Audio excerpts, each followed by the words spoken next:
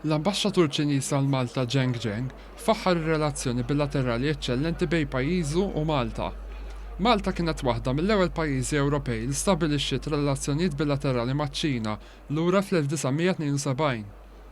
F'intervista esklusiva ma' News, Jiang spjega li minn dak iż-żmien sal-lum il-ħbiberija bejn iż-żewġ pajjiżi baqgħet tissaħħaħ minkejja li ż-żewġ pajjiżi huma mbegħda u differenti ħafna fid-daqs tal-pajjiż u l-popolazzjoni.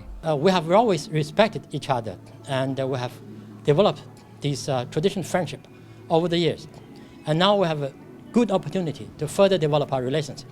Jiang fisser kif iċ-Ċina u pajjiżna qegħdin jikkoperaw flimkien fuq diversi inizjattivi, fosthom l-istrateġija li qed timbotta ċ-Ċina magħrufa bħala The Belt and Road Initiative.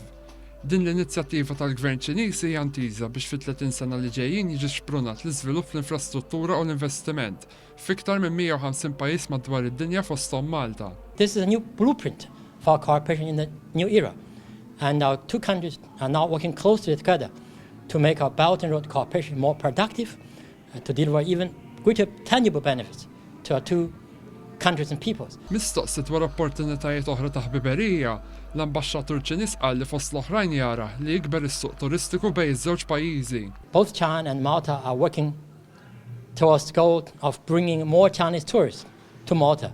And of course, we also hope that more Maltese friends will visit China. Huwa tkellem ukoll dwar is-70 anniversarju mitwaqqif tal-pajjiż.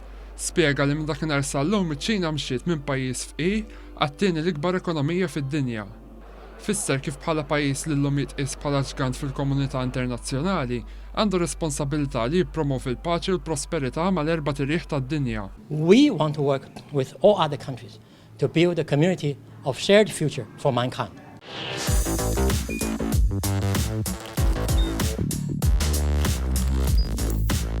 Idħol fuq one.com.mt u hemmhekk tista' tara l-programmi kollha li jxandru fuq One permezz ta' One Play.